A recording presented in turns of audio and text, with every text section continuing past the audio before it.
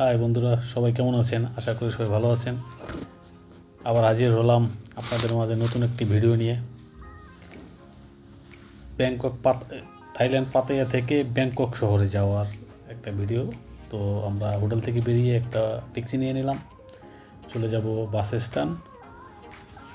তো বাস স্ট্যান্ডে কীভাবে বাসের টিকিট কাটবো, কীভাবে ব্যাংকক শহরে যাবো, পুরোটাই আপনাদের দেখানোর চেষ্টা করব। তো সাথেই থাকবেন, দেখতে থাকবেন। চলেন বাস স্ট্যান্ডে যাওয়া যাক। তো আমরা মোটামুটি বাস স্ট্যান্ডের কাছাকাছি চলে আসছি। কিছুক্ষণের ভিত্তিতে আমরা বাস স্ট্যান্ডে পৌঁছে যাব। আমরা বাস স্ট্যান্ডে এসে গেছি। তো আমরা টিকিট কেটে নিলাম। টিকিটের দাম পড়েছে 150 থাই বাত পার পারসন।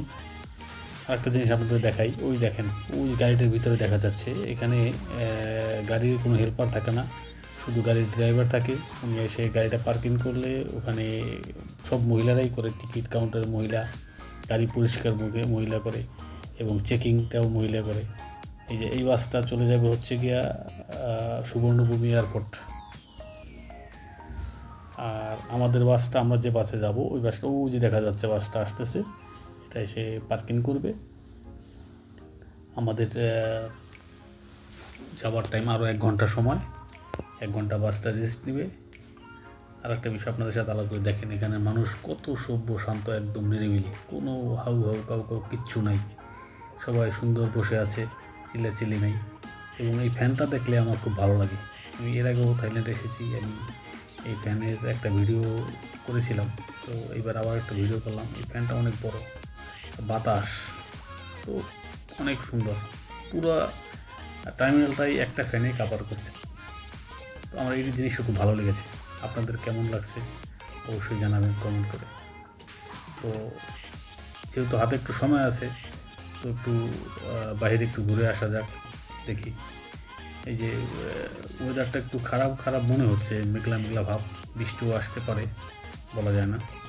যেহেতু 1 ঘন্টা সময়, একটু বাইরেটা ঘুরে আসি।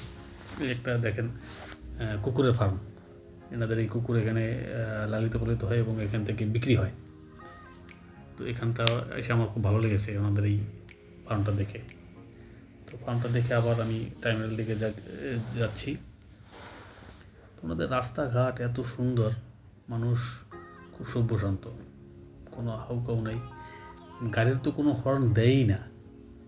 একটা মানুষ সামনে থাকলেও সে মানুষটা সরবে, এরপর গাড়িটা যাবে, কিন্তু হর্ন দিবে না। আর আমাদের দেশে তো হইলে গালাগালি দিয়ে অস্থির অবস্থা।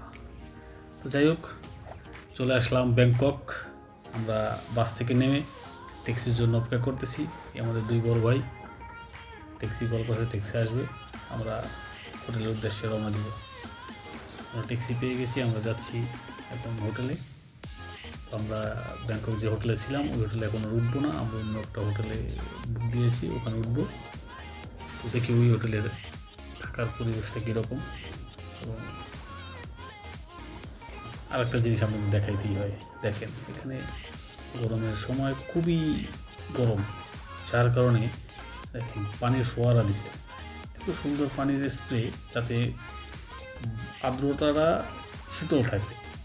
তারা মানুষের প্রতি, সরকার কতটা আন্তরিক, তাদের জনগণ যাতে ভালো থাকবে এইটাই তারা সবসময় চিন্তা করে। যাই হোক, আমরা হোটেলে উঠে গেলাম। হোটেল থেকে আবার একটু বিকেলবেলা একটু বেরোলাম, 2 ভাই মিলে একটু ঘোরাঘুরি করতেছি। সামনে একটা মার্কেট আছে, আমরা কিছু কেনাকাটা করব, চাইনিজ মার্কেট আছে, ওখানেই যাচ্ছি। তো আজকের মতো এই পর্যন্তই।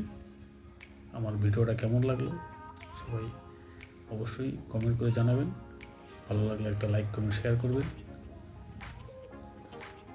এই একটা দেখা যাচ্ছে, এটা যতদূর সম্ভব আমরা যেটা জানতে পেরেছি, এটা একটা সিটি কর্পোরেশনের অফিস। তো ভালো থাকবেন।